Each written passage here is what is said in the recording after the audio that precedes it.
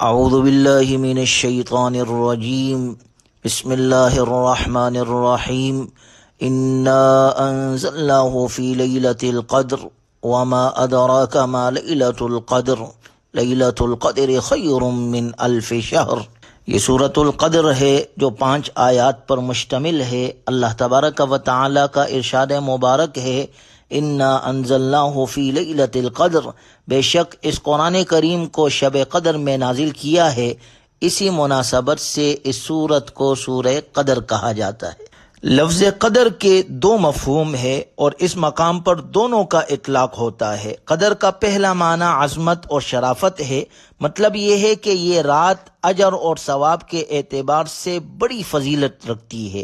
قدر کا دوسرا معنی تقدیر ہے، یعنی اللہ تعالیٰ کے علم ازلی میں انسانوں اور کائنات کے لیے جو چیز مقرر ہے ان کا سال بھر کا پروگرام فرشتوں کو نوٹ کرایا جاتا ہے تاکہ اللہ تعالیٰ کے حکم کے مطابق وہ تدبیر میں لگ جائے۔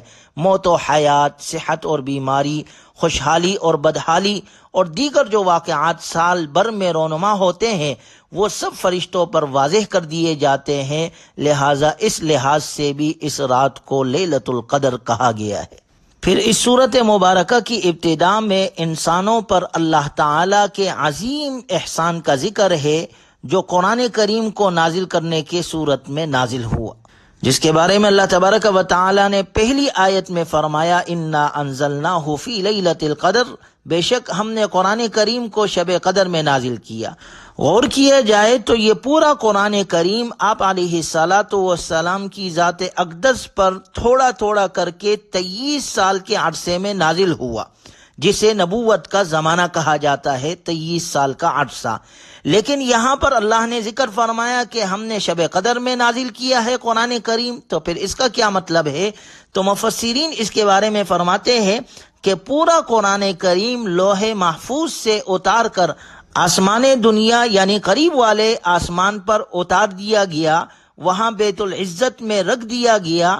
پھر حضرت جبرائیل علیہ الصلاۃ والسلام اللہ کے حکم سے تھوڑا تھوڑا کر کے رسول اللہ صلی اللہ علیہ وسلم کے پاس وحی کے طور پر لاتے تھے، جس طرح اللہ تعالیٰ نے سورہ بقرہ میں ذکر فرمایا شہر رمضان الذی انزل فیہ القرآن، کہ رمضان میں قرآن کریم اتارا گیا، گویا قرآن کریم ماہ رمضان میں نازل ہوا۔ چونکہ شب قدر رمضان میں ہوتی ہے اس لیے اس میں کوئی تعارض نہیں کہ یہ پورا کا پورا قرآن کریم لوح محفوظ سے آسمان دنیا پر اس شب قدر رمضان المبارک میں نازل ہوا، جو آگے مہینہ شروع ہونے والا ہے، اللہ ہمیں خیر کے ساتھ نصیب فرمائے۔ اور اس کے بعد پھر آسمان دنیا سے آپ علیہ الصلاۃ والسلام کی ذات اقدس پر 23 سال کے عرصے میں تدریجاً نازل ہوا۔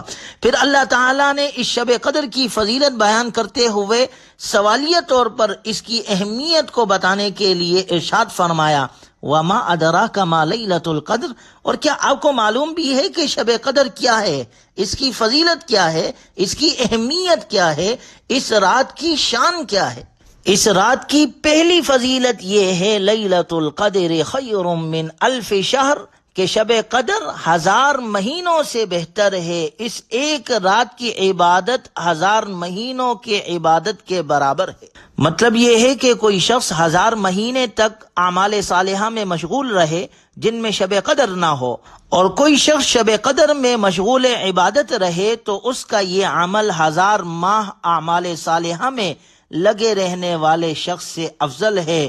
حضرت ابن عباس رضی اللہ تعالیٰ عنہما سے روایت ہے کہ رسول اللہ صلی اللہ علیہ وسلم کی خدمت میں بنی اسرائیل میں سے ایک شخص کا ذکر کیا گیا جو فی سبیل اللہ 1000 ماہ تک اپنے کندھے پر جہاد کے ہتھیار اٹھائے رہا۔ رسول اللہ صلی اللہ علیہ وسلم کو یہ بات پسند آئی اور اللہ کے بارگاہ میں عرض کیا اے اللہ، آپ نے میری امت کو دوسری امت کے مقابلے میں عمریں کم دی ہے، اور عمریں کم ہونے کی وجہ سے ان کے اعمال بھی کم ہے، ان کے لیے بھی زیادہ ثواب کی کوئی سبیل ہونی چاہیے، یعنی کوئی راستہ اور کوئی ایسا طریقہ ہونا چاہیے۔ اس پر رب ذوالجلال نے سورہ قدر نازل فرمائی اور ارشاد فرمایا لیلۃ القدر خیر من الف شہر، کہ شب قدر 1000 مہینوں سے بہتر ہے۔ 1000 مہینے کے 83 سال اور 4 مہینے ہوتے ہیں۔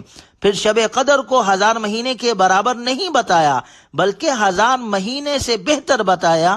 کہ کس قدر بہتر ہے اس کا علم تو اللہ ہی کو ہے۔ مومن بندوں کے لیے شب قدر بہت خیر و برکت کی رات ہے۔ ایک رات جاگ کر عبادت کر لے اور 1000 مہینوں سے زیادہ عبادت کا ثواب پالے، اس سے بڑھ کر اور کیا چاہیے؟ اس لیے تو حدیث مبارکہ میں فرمایا گیا، یعنی جو شخص شب قدر سے محروم ہو گیا گویا وہ پوری بھلائی سے محروم ہو گیا، اور شب قدر کی خیر سے وہی محروم ہوتا ہے جو کامل محروم ہو۔ اللہ ہماری حفاظت فرمائے اور ہمیں شب قدر کی قدردانی کرنے کی توفیق نصیب فرمائے۔ اس رات میں اللہ ہمیں عبادت کرنے والا بنائے، اطاعت کرنے والا بنائے۔ عام طور پر دیکھا جاتا ہے تو رمضان میں جب لیلۃ القدر آتی ہے تو ہم راتوں کو جاگتے ضرور ہے لیکن عبادت کم کرتے ہیں، یا پھر یہی راتیں مبارک راتیں ہماری بازاروں میں ایسی ہی ضائع ہو جاتی ہے۔ اللہ ہمیں سمجھ عطا فرمائے۔ حضرت عائشہ صدیقہ رضی اللہ تعالی عنہ فرماتی ہے، آپ علیہ الصلوۃ والسلام نے فرمایا کہ رمضان کے آخری عشرے کی طاق راتوں میں شب قدر کو تلاش کرو۔ تحروا لیلۃ القدر فی عشر الاواخر من رمضان، رمضان مبارک کے آخری عشرے کے طاق راتوں میں، یعنی 21ویں رات، 23ویں، 25ویں، 27ویں اور 29ویں، ان 5 راتوں میں سے کوئی ایک رات لیلۃ القدر کی ہے۔ بخاری شریف میں حضرت عبادہ رضی اللہ تعالیٰ عنہ کی روایت ہے کہ آپ علیہ الصلوۃ والسلام ایک دن اس لیے باہر تشریف لائے کہ ہمیں شب قدر کی اطلاع فرما دے، مگر 2 مسلمانوں میں جھگڑا ہو رہا تھا۔ آپ صلی اللہ علیہ وسلم نے ارشاد فرمایا کہ میں اس لیے آیا کہ تمہیں شب قدر کی اطلاع دوں، مگر فلاں شخصوں میں جھگڑا ہو رہا تھا جس کی وجہ سے اس کی تعیین میرے ذہن سے اٹھا لی گئی۔ کیا بعید ہے کہ یہ اٹھا لینا اللہ کے علم میں بہتر ہو۔ اس حدیث مبارکہ سے معلوم یہ ہوا کہ آپس کا جھگڑا اس قدر برا عمل ہے کہ اس کی وجہ سے اللہ پاک نے نبی صلی اللہ علیہ وسلم کے قلب مبارک سے شب قدر کی تعیین اٹھا لی، یعنی کس رات کو شب قدر ہے مخصوص کر کے اس کا علم جو دیا گیا تھا وہ آپ علیہ الصلوۃ والسلام کے قلب سے اٹھا لیا گیا، اور اس کا سبب آپس کا جھگڑا بنا، جس سے آپس میں جھگڑنے کی مذمت کا پتہ چلتا ہے کہ آپس کے جھگڑوں سے اپنے آپ کو بچانا چاہیے۔ لیکن آپ علیہ السلام نے فرمایا کیا پتہ کہ اسی میں تمہارے لیے خیر ہو۔ علماء فرماتے ہیں کہ اس میں بھی تعیین نہ ہونے میں بھی اللہ تعالیٰ کی بڑی مصلحت ہے کہ بہت سارے لوگ ایسے ہیں جو گناہ کیے بغیر نہیں رہتے۔ تعیین کی صورت میں اگر باوجود معلوم ہونے کے بھی لیلۃ القدر کی رات ہے معلوم ہے اور پھر بھی گناہ ہو رہا ہوتا تو سخت عذاب آنے کا اندیشہ تھا۔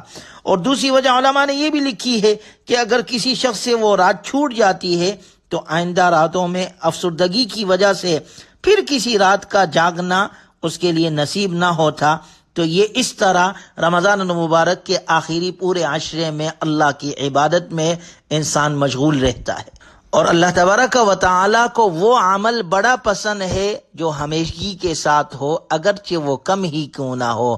لہٰذا اللہ ہمیں ہر رات میں اللہ کی عبادت کرنے والا بنائے۔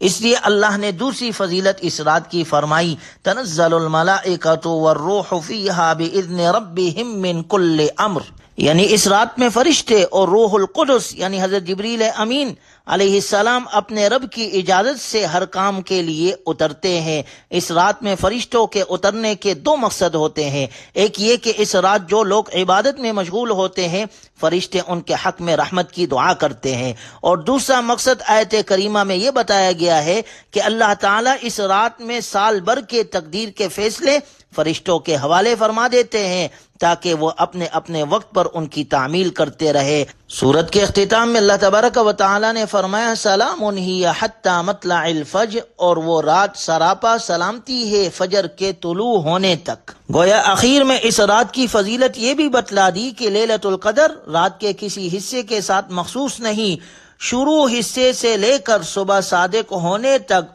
برابر شب قدر اپنی خیرات اور برکات کے ساتھ باقی رہتی ہے۔